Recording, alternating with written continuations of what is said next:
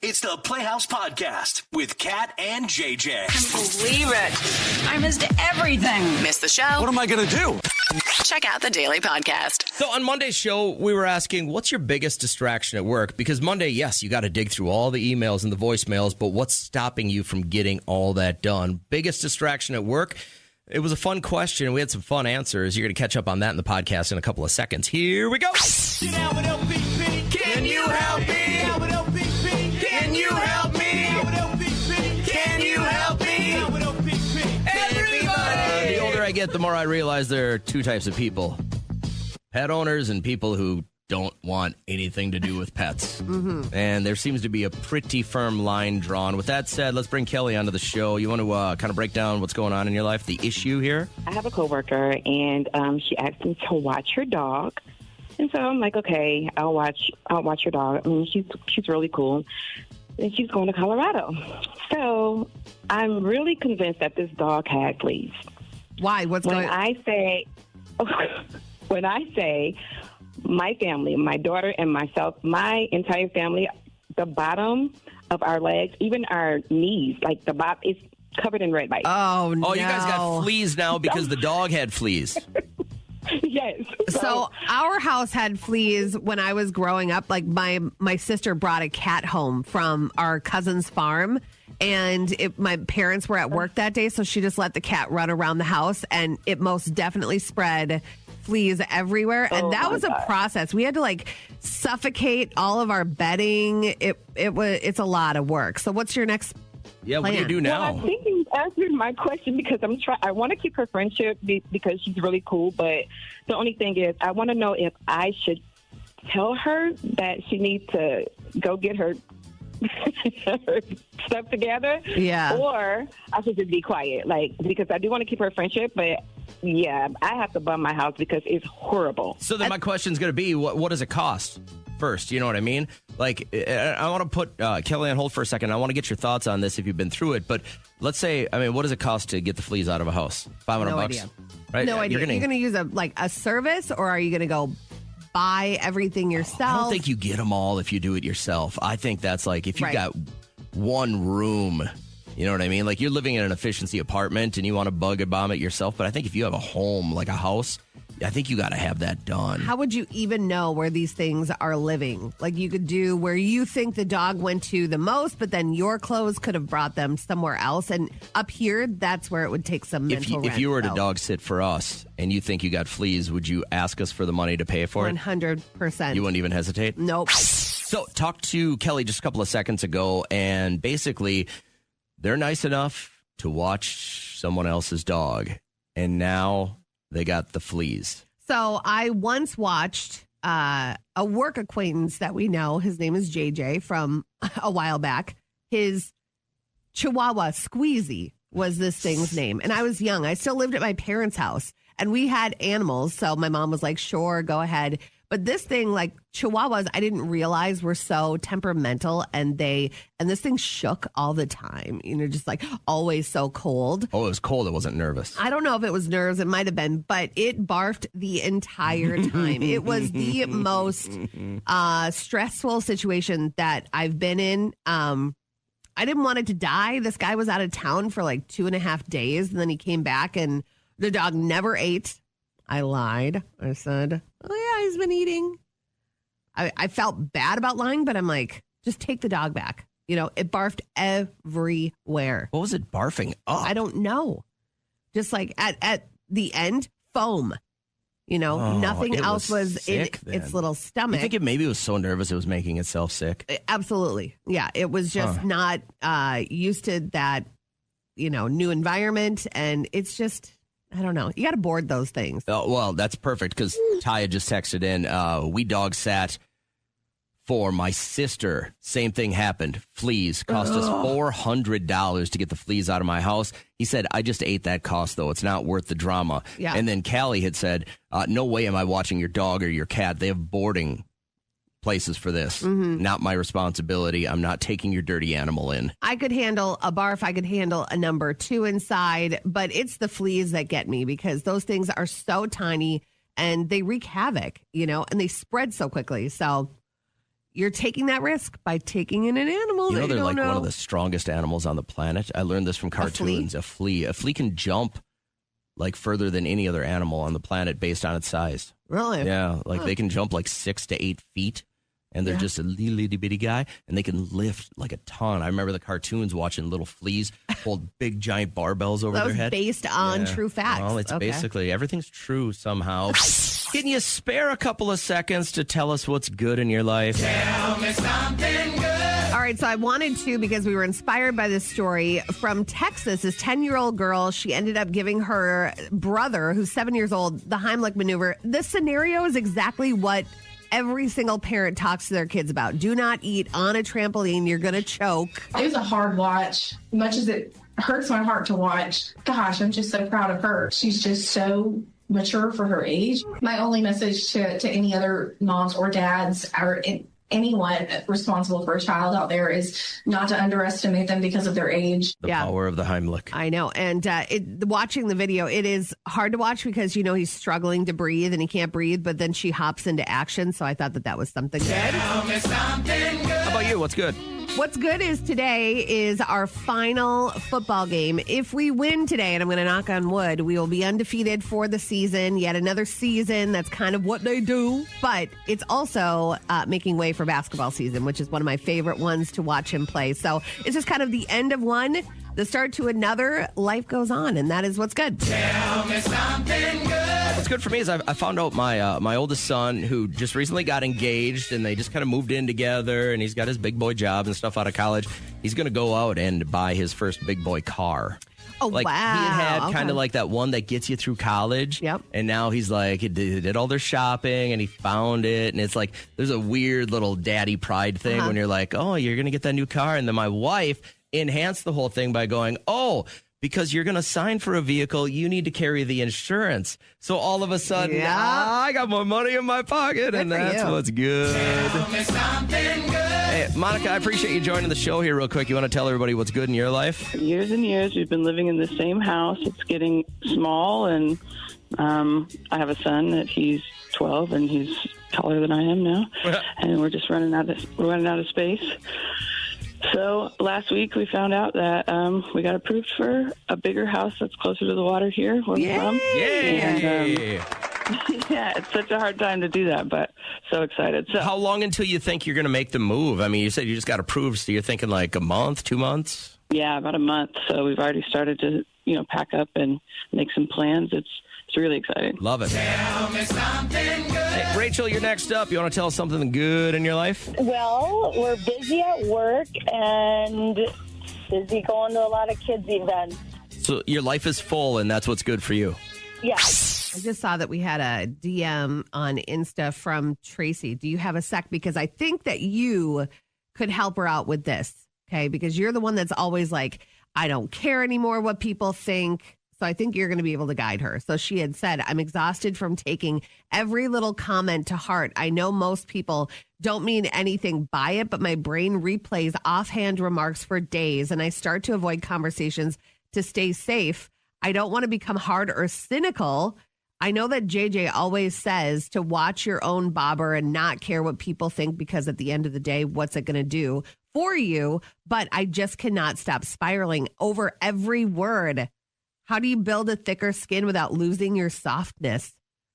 Tracy, that's a good I don't question. know if I ever had any softness, but part of me is, I can't remember who said, I think I heard Joe Rogan say it once, where he goes, you got to just post and ghost.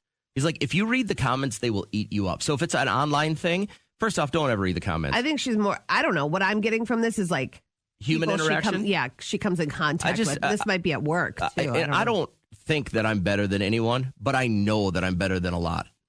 That's it. Like, Yeah. I don't look at people and go, oh, I'm smarter than you. I'm better than you. But I also go, your input has zero impact on my life. Right. There's 20 people, maybe, that genuinely are going to impact my life. And I care what they say. Otherwise, it's just, blah, blah, blah, blah. It's the Snoopy teacher. I just don't even hear it. You can definitely develop into the person that JJ is. No. He's leading a TED Talk next week. You can go ahead and buy your tickets online. Wouldn't that be great? Wouldn't that be great if they were like, yep, we need you to talk to the masses. You have 5 minutes to tell everybody why you don't care really about anything anymore. Yeah, you'd have to work skits in, like, oh, Jamie, do you think those pants are appropriate for work? And then you could do scenarios, to put people I don't mind know. at ease. I don't know what it is. Honestly, I think it really kind of started. It really started when my dad passed away. Because he was a big advocate of just not caring what anyone else said. Yeah. And I really kind of took that to heart. And I was like, you're right. I really don't care what other people's opinions are. That paired with life is too short. He died at a very young age. And I think that looking at that, you're like, why waste any more time with people that are just going to bother me? I mean, if you're cool, great. That's awesome. I'd love to be your friend. If you suck and you're always negative or you just don't provide anything, then off you go. I don't have a problem with that. I wish luck, I could offer more help. That's a tough one. I don't know how old she is. I can only assume if you are younger, it gets better. That's what I've learned. I still care. I still have a level of caring what people think, but I do not hold on to stuff as much as I did when I was younger, like in my early 20s. There's no way. I've always been, what's next? I'm that guy. Like, what's next? I don't do a whole lot of reminiscing. I don't do a lot of like, oh my gosh, what's that going to do to my life? It's just, what's next? Yeah. Right, what's next? I don't know. That's good luck, advice. Tracy. And don't fly Spirit. What would you consider your biggest distraction at work? Right now, it's the construction that's going on upstairs that there is no end in sight. I love the concept of what they're creating above our studio. It's like, do you know what they're making up there? No. So that kitchen is something that could be rented out. Let's say you have like a private food business out of your home and you're like, I'm outgrowing this. I have a lot of people that I'm going to cater for. You can rent that kitchen. So you have to bring all your stuff here, unload all your stuff, cook all your stuff, pack it all back, and then go all the way back home. Let's say you have a catering gig that weekend for a large amount of people and you need a bigger space to cook at. You can rent this and then cook it all, bring it to the event, whatever it is. But it's one of those like community kitchens where you can thrive your business, but then not have to pay for the overhead of like your own building, right? But it's never going to get done. It just, all I hear, hammers, drills all day. My office. Hammers, drills. Every top, my desktop, my shelf top, it's also full of dust and debris because everything just falls down. That's asbestos. I don't know. I'm not seeing any better. But this part's just like taken up with all the equipment. I don't know. I'd love a timeline. So your biggest distraction at work is just the construction going on around you? Yes. So mine is the ding of my email going off with a stupid question from a stupid person. Oh, I feel like I just emailed you.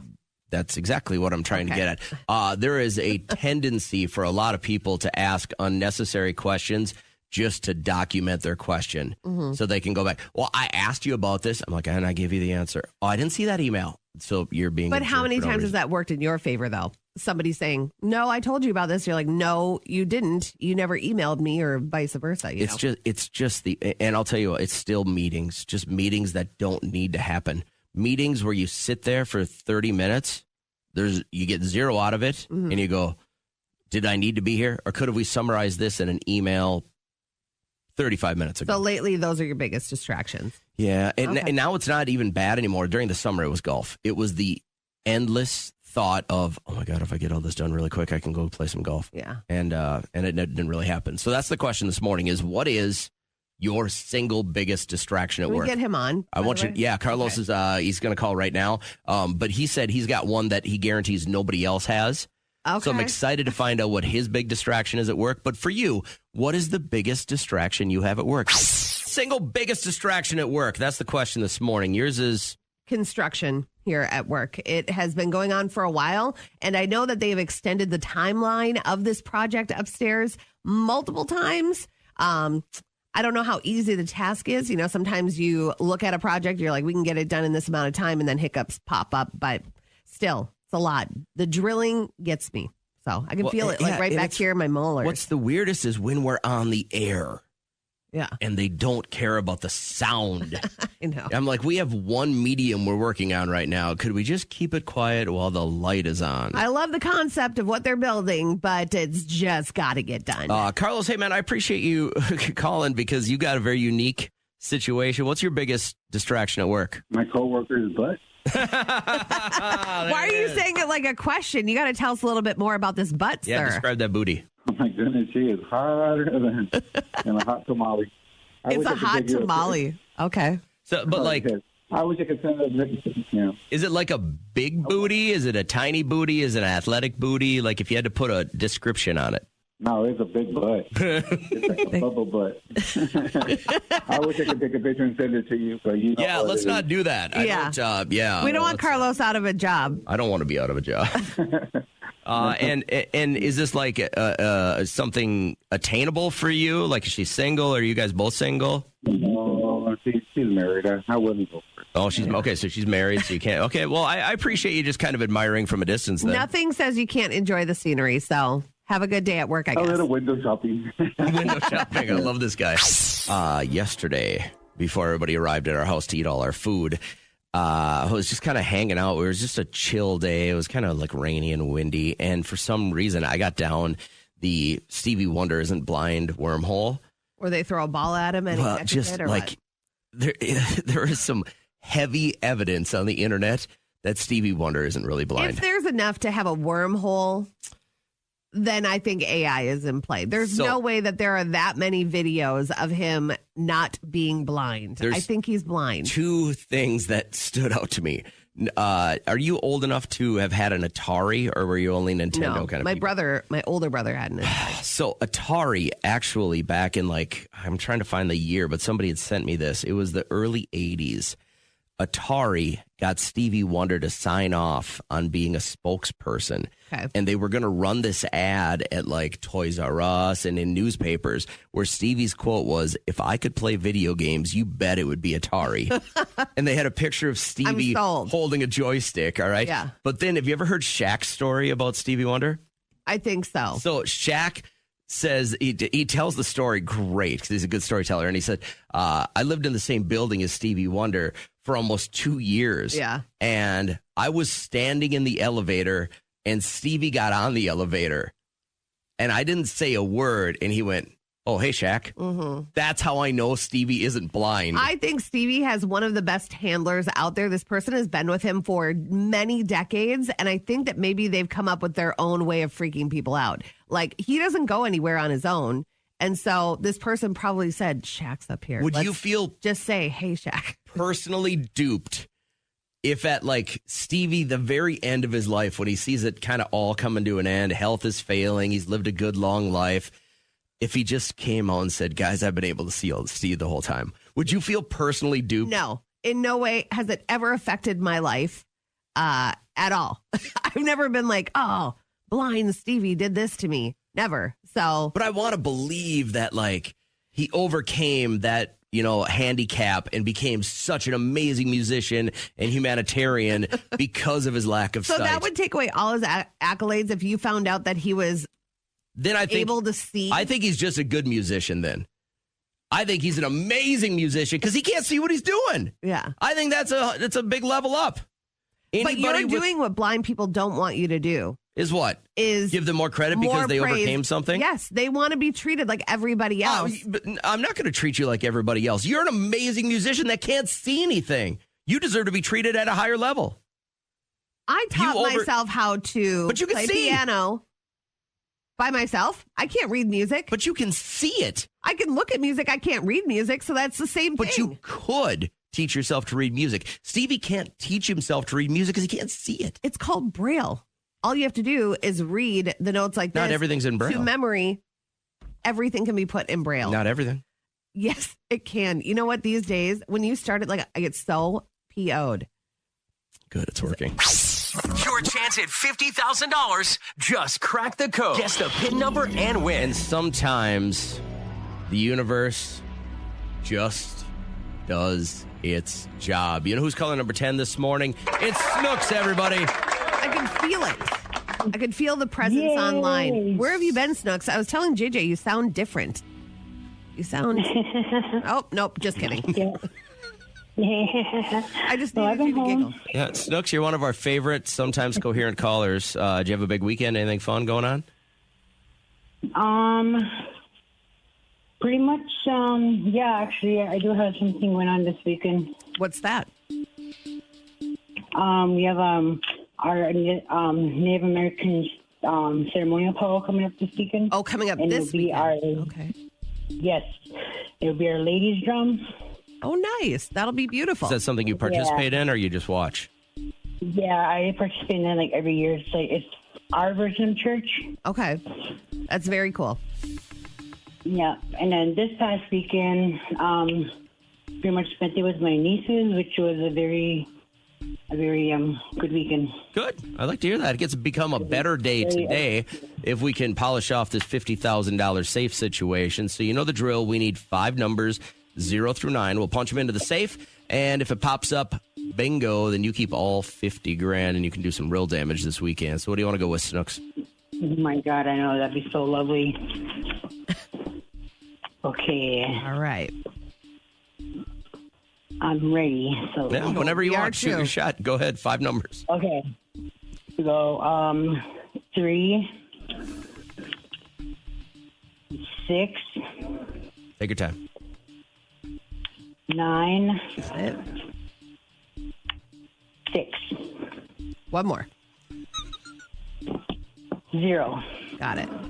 36960. Is that correct?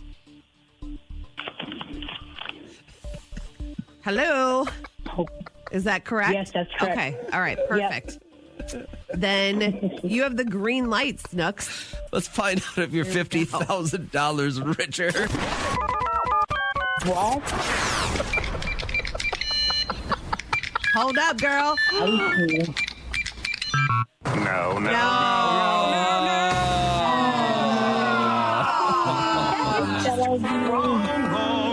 Dang it. Wrong. You're wrong. Oh, Snooks, you are just what I needed this morning. I know, huh? Yeah, I know. I thought I would have had to. Yeah. Well, Always a pleasure, girl. What do you think is one question you could ask somebody who is a stranger, but will immediately get them to let their guard down and be your friend? One would be, do you watch the Real Housewives franchise? And if they say no, they could never be your friend? It's like, meh, what else am I going to talk to you about? But then if they say yes, then there are so many ways your conversation can go. Which one do you like? What franchise do you like? Who's your favorite person on that franchise? Do you want to go to BravoCon with me? Do you want to go like to BravoCon? Who's your favorite Bravo celebrity? I've been beta testing this question, and I think it works. And if you're looking for something to put in your tool bag that you can use all the time. So I do this with a lot of the referees that referee or umpire side judge of football, right? You got like 10 or 15 minutes before the game. The refs are out there, they're talking. So I'll always bust in. I'll be like, hey guys, how's it going? And you get to know some of these guys because they umpire a lot of baseball. But when I get them one-on-one, hey, how are you? And then the question is, I go, how is the fam? Like I know them intimately, and I'm asking about the well-being of their children I could care less about. I just want one less holding call. Yeah. And immediately, You think that'll do it? It works every time. What if you just keep getting really nice refs and you think that question of you fake caring about their life works? It works every time. That's so mean. Guys I've never met before. Hey, how are you? I give them a big handshake, and then I go, hey, how's the fam? Like I know them intimately, and I've been to their home, and I've had their hot dish. What a load. It works Wow. all the time. And you can sleep at night knowing you ask somebody a question that I you could think care you less about? Yeah. Like a baby. Wow. I sleep so well. You're gross. It's not. I think this is an applicable thing. You can do this in any manner of your life. Let's say you go to one of these meetings of business people or whatever, and you kind of know of someone, but what you do is you put them on their heels, and they're like, oh, we've met before, and he knows about my family. Mm-hmm. Hey, how is the fam? And rarely do you get the, my wife died last week. Mm-hmm. Rarely do you get that. But you run the risk. Well, and then you go, but how are you guys recovering? Like, is everything good? You guys kind of back to work If you knew them that well, now? wouldn't you know if his wife died? Yeah, but I walk up and go, hey, how's your dead wife? I just go, hey, how's the fam? Because you're concerned about the family. You think this would work for me if I went to Chipotle and the guy that's about to scoop for me. Do you find yourself say, mildly familiar with him? No. I mean, then no. Yeah, okay. But you're not trying to get anything extra out of him. I'm working it in. I'm trying to get a couple extra calls. Okay. I do with all, and I'm going to try it at Chipotle. My son's a catcher, and I've instructed him to do this with all the umpires now, because there's this little intimate bond you as a catcher and an umpire, because he's expecting to be protected, and you work on this, and you tell jokes, and you talk throughout the game. But I want him to, reintroduce himself and be like, hey, it's me. How's your family? Okay. I'm telling you, if there's one question I'm going to ask everyone from now on that I'm not really sure if I know them very well, that's it. I've been beta testing it for about 4 weeks now. And I think it's going to work, especially with you talking about it on the air. For it works wonders. Good luck. Put it in the bag.